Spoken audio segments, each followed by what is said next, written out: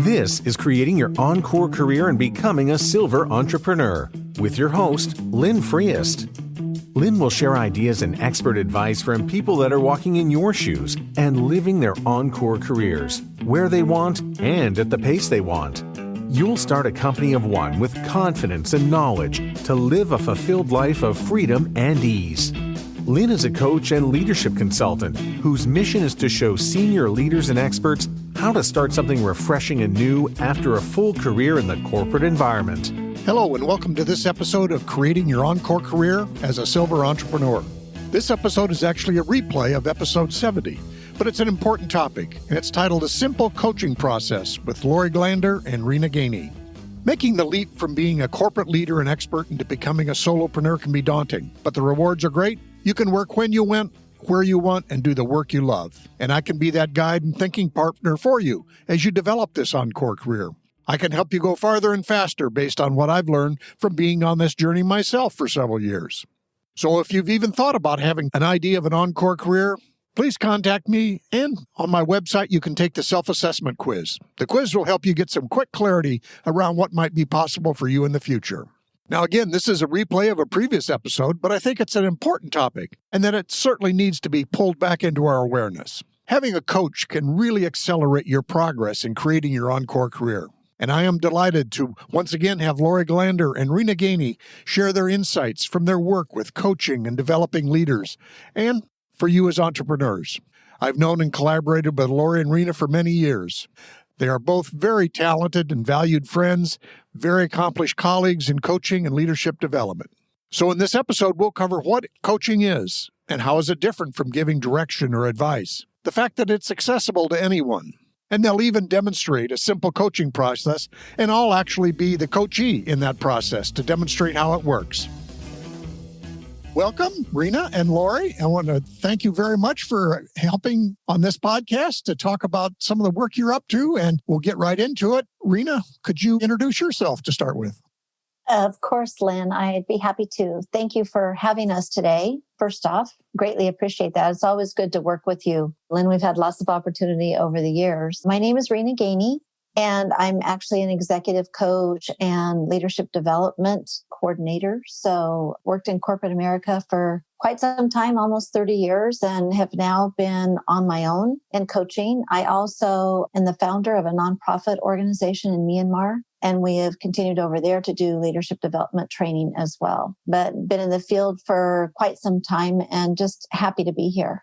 Thanks, Rena. Lori. Yes, Lori Glander, and very similar to Rena, I'm an executive coach and do leadership development training. Been in this work for, I even hate to say the number, but it's a big number. And it's really good to be able to be here with you today, Lynn. We've worked together over the years and, we started in coaching together. So some of the things we'll be talking about today, we've all lived together. So it's really good to be here. And with that, I'll just start with, what is this that we're going to be talking about today? A simple coaching model.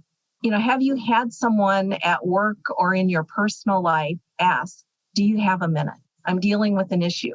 And what's your first response? Do you start with giving them direction? Here's what you need to do. Or do you go to, based on your time and a job like theirs, some of the things that they may want to think about or giving them advice? Or do you move into a coaching mindset? And all of those moves are appropriate at the appropriate time. Yet what we've seen as executive coaches is that most people have a default or a go-to mode when someone brings a problem or an issue to them. And it's almost like having a tool belt around your waist and someone brings a situation to you. What is the tool that you pull out first, your go-to tool? Is it giving direction? Is it giving advice or going to coaching? And most of the people will pull out giving advice or giving direction without thinking about which is the most appropriate tool. It's almost like, pulling out a hammer out of your toolkit, whether it's a nail or a bolt, it doesn't matter. That's the tool you use. And we forget that we have choices and appropriate moves when someone brings up issues. One aspect of caring is being able to help someone sort out a problem. And if you could just listen for 10 minutes, and ask some questions that might help them to get more clear and find a path forward, you can make a difference to them. So when a person brings a problem to you, the first instinct is we default to solving problems and providing answers. And we'd like to propose that helping people think through the problem is usually a better move. And that's essentially what coaching is. So this simple coaching model that we're going to demonstrate is a simple process that saves you time while helping to develop others. Effective leaders know how to think through issues. One of the benefits of coaching is allowing people to think through their issues. And it's one of the things that we see missing in organizations, helping and teaching people how to think. So as a leader, coaching is an important skill set to transfer into your organization. So the simple coaching model we're going to be using today is from Paul Axtell of Contextual Program Designs. And with his permission, we're sharing this with you. And it's the first coaching model that Lynn and Rena and I learned. And it's simple and it's elegant and it works both in informal conversations and in a role as a formal coach. So to illustrate this model, Rena and Lynn are going to have a coaching conversation. Great. Thanks, Lori. So, Lynn, you have offered to be coached today in the conversation. And I know you've been thinking about some things that you might want to talk about that we can possibly help you move forward on today. So first question I have for you is there a particular area or is there something going on for you or what is present that you'd like to be coached on today? Thank you, Rena. Yeah, I guess the one that comes to mind that I'm currently top of mind for me is I'm trying to decide on a small course or a small set of worksheets or something that I could provide to people as a low-cost option to start. And this is for people who wish to become their own business, what I call the silver entrepreneur, move into a business of one or a company of one kind of a thing. But I want to give them at least a way to get started at a low-cost option. And so I'm trying to think through what that might look like. Perfect. So tell me a little bit more. What has you passionate about this? What had you thinking about this? Did something occur that kind of set you on this trajectory? Well, it's almost autobiographical. It's my experience is I left the corporate world after many years in the corporate world. And what I found was I wanted to be able to share my expertise with people. And I had that opportunity to do that through some consulting work. But also what I found was, especially with small or medium or entrepreneurial companies, they didn't have access to a lot of talent. And they didn't need whole people. They needed hours of talent like you would with a lawyer or an accountant. And yet, on the other hand, from my experience, people like myself who were leaving the corporate world didn't want to get back into full-time work, but still wanted to, share their expertise in some way, but didn't know how. So some of this is I'm trying to provide a roadmap or a way for people who have this expertise to be able to reasonably share it with all those places out there that might be able to use it. Oh, awesome. So when you picture this, how do you picture this? I'm a visionary person, Lynn, so give me a picture of what this might look like for this new entrepreneur. The way I think about it is there's probably several steps that I've taken, and they may not be sequential, but there's been several steps. So how do I help people, work through developing a new mindset? We had the mindset of corporate America, and now being a company of one, the mindset needs to be different. So how do we develop that? Then there's literally I'll call it habits of thinking and habits of action. So how do we develop new ones? Because the habits we had in our corporate life aren't well suited to some of this. And so we need to find some new ones. And then there's often the piece, like for myself, is that technology is advancing. And in my position, whether it be of leadership or whatever, I need mentoring from people, reverse mentoring, you might say, people who are very fluent in technology, where I'm a digital immigrant in many cases. And then finally, there's a whole piece around how do I market myself? And it's not a kind of a salesy thing. It's more, I have a good friend that once said, marketing is about opening a relationship, not closing a sale. So it's how do I help people open relationships with others so that they can provide their valuable insights and knowledge. So those are kind of the broad steps. And I would propose doing that through a coaching program with people. But I know some people may want to take this on their own, or they want to just dip their toe in the water. So I'm trying to think of, can I supply them with some sort of a set of documents or something that would help them, again, test the waters before maybe they jump into the commitment to a coaching program. Yeah, great. So when you made this move, Lynn, maybe reflect back and tell me what worked for you. I mean, you've become accomplished in what you're doing and have set the trajectory for your next chapter, right? What were the steps that you went through? One, it was a bit of a wandering course. And that's what I hope to help others not have to do so much wandering in the wilderness. So I gathered as much different information as I can. And that's my nature. So I'm always out searching for new ideas, new things, but that doesn't necessarily move me towards my goal faster all the time. So what I was hoping now is to not have everybody take all the steps I did, but maybe take more focused steps. But I had people teach me technology. I took some classes on it. Also, at some point, what probably helped me the most is getting into peer groups. Now, that required a significant investment on my part, but peer groups, I think, really move you ahead much faster in these activities than even one-on-one coaching. Because I did do some personal coaching, and they were very knowledgeable. And this wasn't coaching in the context you're normally talking about here. This is more skill-based coaching, more the athletic-based coaching. But just my experience is that reading the documents, doing the videos, those kinds of things help me understand the framework. But then the actual skill building happened in more of a peer activity network. So would you say there are hard skills and soft skills? So when you said, maybe to avoid some of that wandering, what came to mind for me was wondering, which we know that curiosity is kind of a great way of growth, right? But when you think about these, are they more hard skills or more soft skills? I came to think of them as actually, very definitely two sections. One, the soft skills are the ones where I was developing my mindset as how do I express my value proposition. In my corporate world, I had a very defined value proposition. Now, all of a sudden, nobody knows what my value proposition is. So there's a matter of, I'll say, thinking skills. On the other hand, there are certainly technical skills. So I had to learn how to use Zoom. I had to learn how to do other podcasting in this case. So there are very definitely technical skills, again, that I hadn't used that much before. So there's a mixture of both those. Yeah, great. So what else, Lynn? What else has been churning in your mind about this whole thing?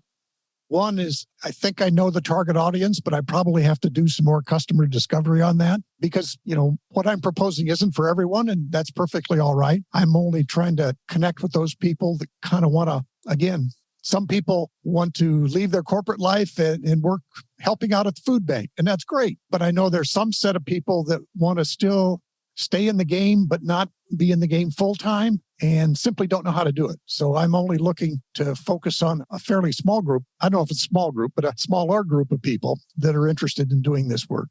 Yeah, wonderful. As you were talking, I guess, let me ask this. When you think about target audience of the people that would use these tools, how would you get to that target audience? How would you define that?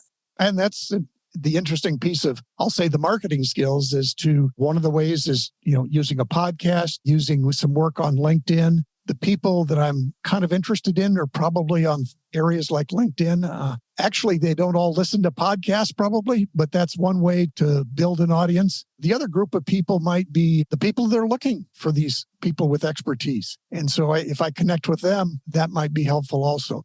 That's a piece I still have to do some work on, is in the customer discovery, and more importantly, how to reach them. Perfect. Anything else that you want to share about what you've been thinking about or what you're planning, what you hope to produce? Well, I think some of it is I need to create some experiments. So if there was, in the overall view of the process I think people can go through, I may need to say, okay, here are samples of the first 3 or 4 steps. And how could I provide that in, we'll say, a worksheet or a small document, or maybe even a recorded video that I might be able to supply to people where I just briefly talk about it. Similar to the documents that we'll share at the end of this podcast, we can briefly give you a framework, and it can take a lifetime to master that. So it's one of those things, but I'd like to have people test the waters to see if it's for them. Yeah. So Lynn, what I'd like to do is just take a bit of a timeout in the role modeling that we're doing right now. So for your audience to talk a little bit about the process that we've been walking through. And in the handout that Lynn will have available for you, you'll be able to see this really is a simple process. It starts off with, what do you want to talk about? Tell me about that situation. And you keep asking more open-ended questions. So what we call emptying out. We've come to that point in the process, but I did want to reinforce how important that is. Many of us jump to work too soon in that process before the person has actually been able to walk through everything that they're thinking. And in interest of time today, I'm going to shorten this a bit. But if this were a real life experience, I would continue asking more questions like, what else? What else? What else have you considered? What else have you tried? Kind of questions to get you there before we would proceed through the second half.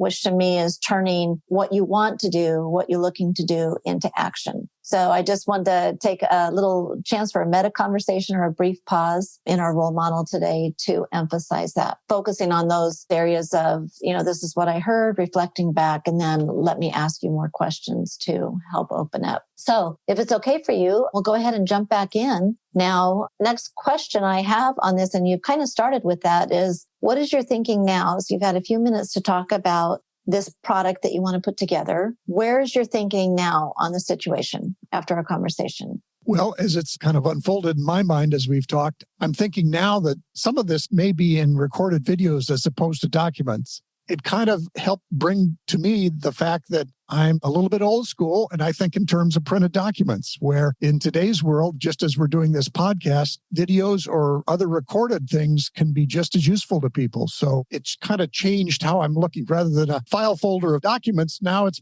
a series of conversations that I have for people to help them start thinking about these ideas. Yeah, absolutely. And maybe there's a both and here, right? Maybe it's the documents and it's the recordings when you think about the diversity of how people learn.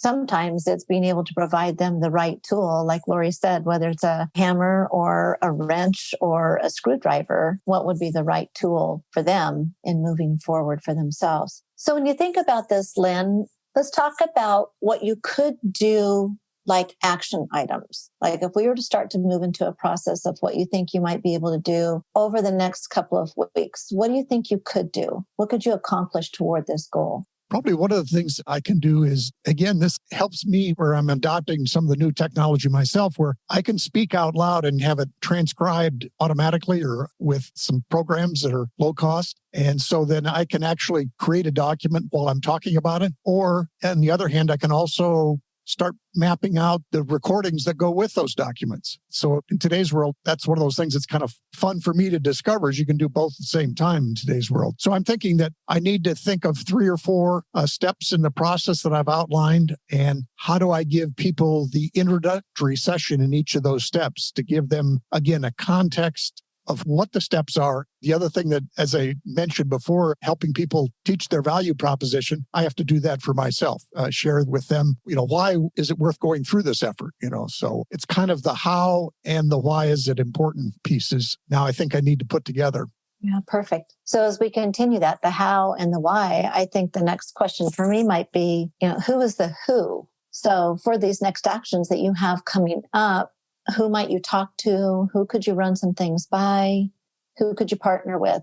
I do have a colleague that helps me with things like copywriting. I can give them, and I've worked with them a long time, so I can give them the rough draft of what my thinking is, and they can really help make it sound better, I guess I'll say. But then I also have a peer group that I can work with. I meet with them every other week, and so I can present to them and experiment with them on what I've developed, and do they think it works? They won't be people that are in my same field, so they'll be looking at that with fresh eyes so they can quickly surface what might not make sense for them because they're not well versed in my particular topic.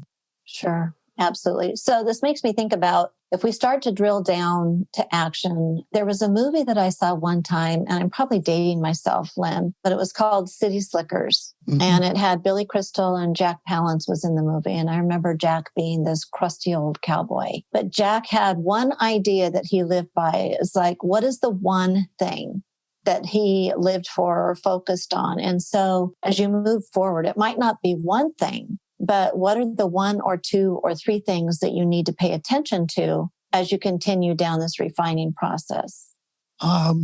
I think it's getting it out there for people and then getting feedback. So, I may think I've got the best idea in the world, but I really need to present it to people. So 1, obviously I have to create something, but then 2, I have to test it. I have to provide it to people to see if it works for them. And so I need to get stuff out there and get feedback on it. Perfect. So in terms of where we started today about this product that you want to work on and what we look toward next, I'd like to ask you, what is it that you're going to do? So this is kind of that time, Lynn, to say, okay, we've had some time to think about this. I may need to do more thinking, but I also need to think about what I'm going to do next. So I call this the X by Y step. To me, this is the commitment piece. What are you going to do by when? And then the question I have for you is, how can I help you with follow-up to that? Or where do you want to go to next with this? And this is the part that's always difficult. Mhm. and it's how you truly provide value to me as being coached. So I need to create the draft and the outline of my product or my presentation. And I need to, in the next week, because I'll spend probably 2 days just doing some drafting work, but then I'll send to you what I've got. Not that you have to review it, but that'll be my commitment to myself and to you that I'll have something done in a week.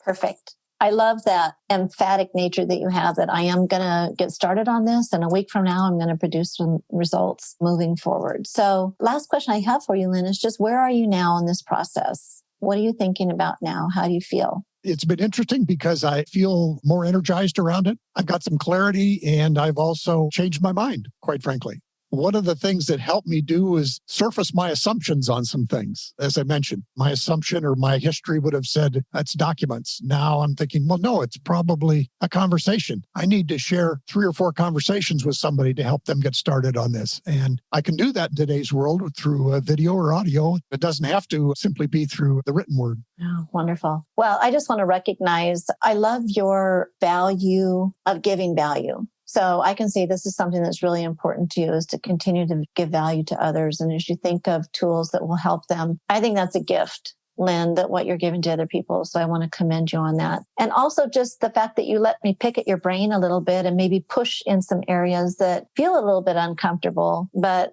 kind of help you get more clarity about your own picture of this product and what it might look like. So I just want to thank you and look forward to seeing what your next steps are and what you get accomplished. Thank you, Rena. And I would just like to say this is one of the things around coaching that I found when I was coaching people is if you focus on the listening and focus long enough on the listening, people can really develop some interesting solutions. And I always told the people I was coaching, I can't give you my solution because inherently it won't be a fit for you. But in this case, the fact that you just help me think out loud, because sometimes I think we can think in our heads and we say, yeah, we can think this through. It doesn't seem to work the same way as when you talk out loud about it. And I think that's one of the pieces of the magic with having a coach. Perfect. Thanks for the opportunity, Lynn. Oh, thank you, Rena. I really appreciate it. Sure.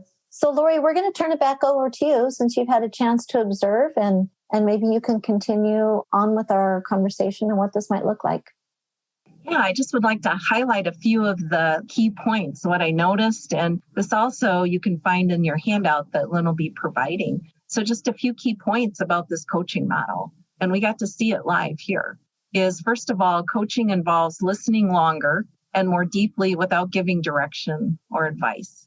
And Lynn and Rena, maybe you remember when we were first learning this model, we were given the very strict guidelines that we could not give advice unless we were asked 3 times to help break us of the automatic going into, here's what I think you should do, or here's some possibilities, to really be able to listen and to allow the other person that we're coaching just to speak. And we also saw that coaching involves revealing limiting perspectives that's shaping our thinking and action. Lynn came in at one place thinking handouts or documents. What can I provide? And then through the coaching, all of a sudden had another insight around, wow, I could do podcasts and provide other resources with that, or do some videos. That was just kind of something new that he hadn't necessarily considered. And when we speak it out loud, just as Lynn said too, we have a different relationship when we've spoken it out loud with a committed listener, someone who just gives us that space. And this idea of partnering up, because no matter how good we are alone, and many of us do great individual thinking, we are better when we're working inside of a supportive relationship, which is what coaching is. We've heard this quote, and this is from Mary Carr, an American poet. She said, "Your head can be like a bad neighborhood. Don't go there alone." And I love that, because even though we can do great thinking on our own, we can limit ourselves. So by speaking it out loud, working with someone that can then ask questions to continue to peel the different layers, to hold up what we're saying, and at times to offer maybe another perspective, to give us another place to look, is really what this coaching is about. So, as we just saw, people are usually able to resolve their problems or issues or thinking about new possibilities if given the space and encouragement to think and talk about it.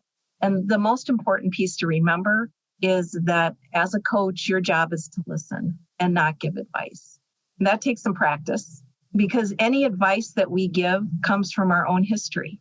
and is not likely to be useful to the other person and their reality. So with that, I'll just pause and see, Lynn, if you have questions or anything else you'd like us to explore together around this model.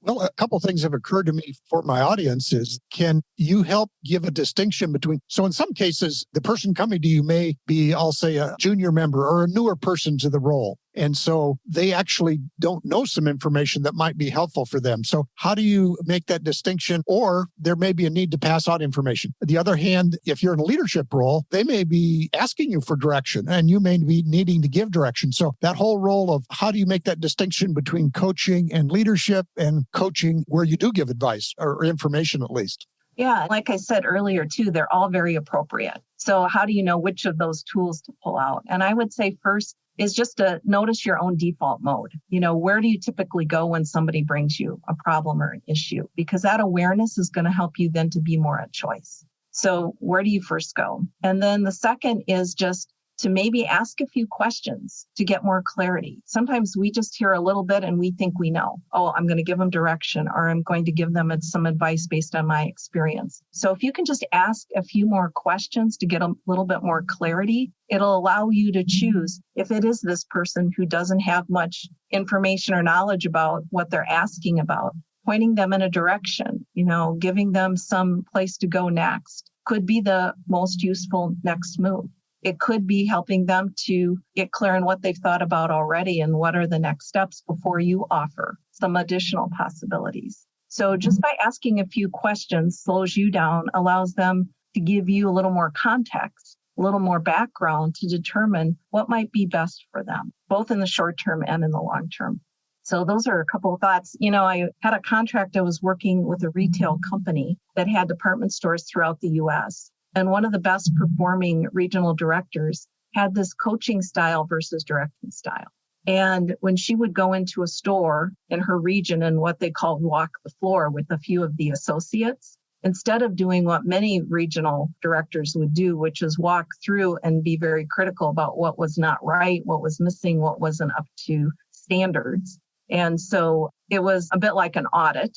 That's what most people experience. This regional director, what she would do is go in and have them explain what they're doing, how they're doing it, what they're thinking. And then after they'd done the walkthrough in the store, they'd sit down and talk about and debrief. And then she could offer some additional thoughts and suggestions. And it was just a totally different experience for the associates. And they said they learned so much from her and they looked forward to her coming into their store versus like, oh, here are the auditors coming in. And they were able to not only see what was working and get some acknowledgement for that, but they were very open then to, from her experience, what she was seeing in other stores, along with what might they do to make their store stand out. And so it became a conversation versus that audit. It was really interesting to hear that perspective. I'm reminded of a colleague of ours from early on in the coaching, Cindy. I remember she said she would just be very explicit with the people that came to her that this is a coaching conversation or this is a leadership conversation, or if she had to switch. And I always thought, that made sense. That way I wasn't guessing as to whether she was coaching me or giving me direction. And so sometimes just being explicit, I think, is kind of useful. Yeah, very good.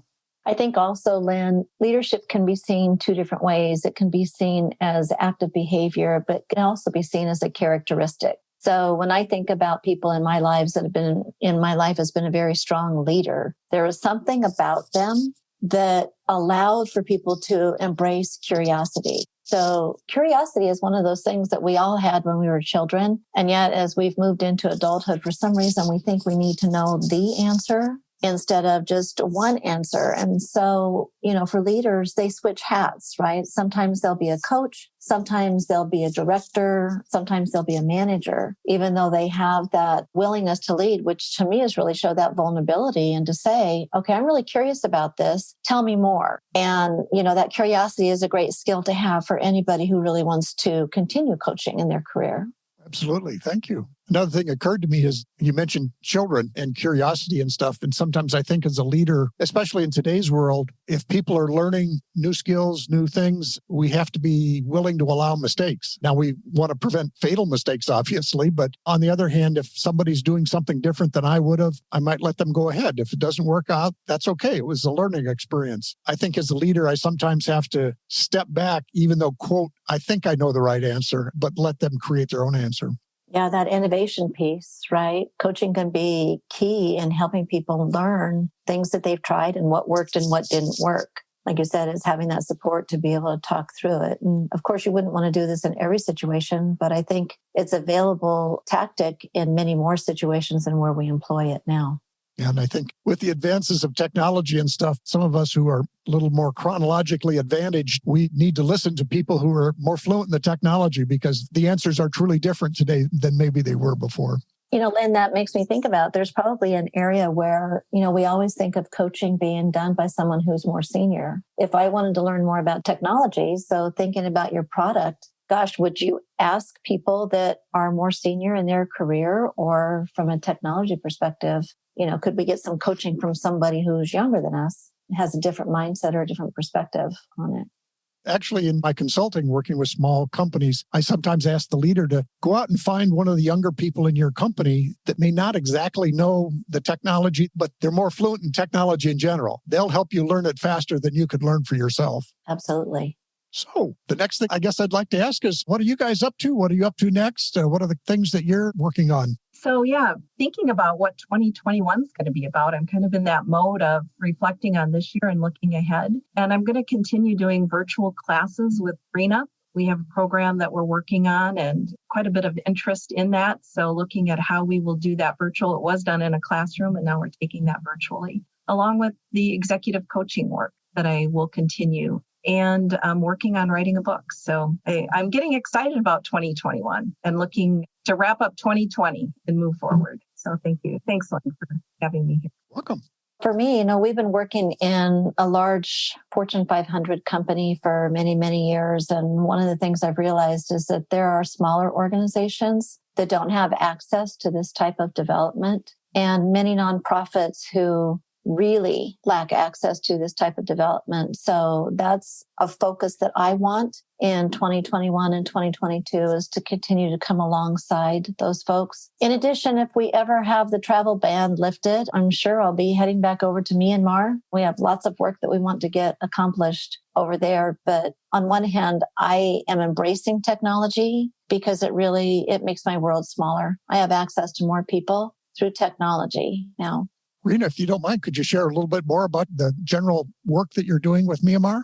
Sure. The organization is called Arise to Lead, and it's the number 2. And so what we're looking at is how do we come alongside people, provide leadership development opportunities, particularly as the country is emerging from a non-democratic society into democracy. We're also seeing that leaders are going to be critical for the country to move forward. And so we started down that path. We've been going over in 2019 and before COVID hit in 2020, we were heading over about every 3 months and doing workshops. So I'm a bit disappointed. Our trip in April was canceled, but we were expanding into India to continue to do leadership development workshops there. This was actually birthed from a missions trip that I took in 2009, and we were introduced to this amazing family. And my husband and I now have 40 children in Myanmar that call us Mama Rena and Papa Neil. And we continue to pour into their lives. So it's twofold, but we definitely have developed a love for the country and for the people over there, and we'll continue doing work to support them. Oh, that's super. I'm always inspired when, you think, well, we're developing leadership in a developed country, but developing leadership in a country that's developing itself is one more challenging, but more exciting too. So. Yes. Yeah, it is. And you have to be very succinct about how you explain things because of the translation. Anytime you work with somebody, which helps me really think about, that's why I love the simple coaching processes, because it allows us to simplify a step for them that they can understand. We can actually transfer that knowledge. Lori, I know you also are trying to expand. It's not just the corporate America that you want to work with, but I know you're also expanding your work to people in the community and areas like that. Yes. Yep. That's been one of my things that this has provided, is to do more work locally which has been something that's been on my radar for a while, and I've just not had the time to do that. And also working with nonprofits, working with smaller organizations, like Rena said, that don't have access to what major corporations have available. And it's very fulfilling to be able to bring this work to them. Well, great. Well, again, Lori, Rena, thank you both so very much for sharing the simple coaching process. I know the audience is going to embrace it, and we will have those resources in the show notes so that you can start off on your own. And there'll also be contact information. So if you or your organization want to do more with Rena or Lori, you can certainly contact them. So thanks again. Again, my deepest thanks to Lori and Rena for sharing their insights and skills on coaching and the simple coaching process. As a quick recap, we talked about what coaching is and how is it different from giving direction or advice, the fact that it's accessible to anyone, and it was even a demonstration of the simple coaching process, using me as an actual coachee. So while coaching and being coached is simple, it can take a lifetime to master, and it's unbelievable how much momentum you can build out of it. So we'll also have Rena and Lori's contact information if you want to follow up with them. So remember, with an Encore career, the rewards are great. You can work when you want, where you want, and do the work you love. And as your coach, I could help you go farther and faster based on what I've learned in the journey that I've been on. You have the time, attention, and money to make this leap, so let me help you. If you're even having thoughts about starting an Encore career, please contact me, and also take the self-assessment quiz on the website. The quiz will help you get some quick clarity around what might be possible. So thanks for listening, and we'll see you next time.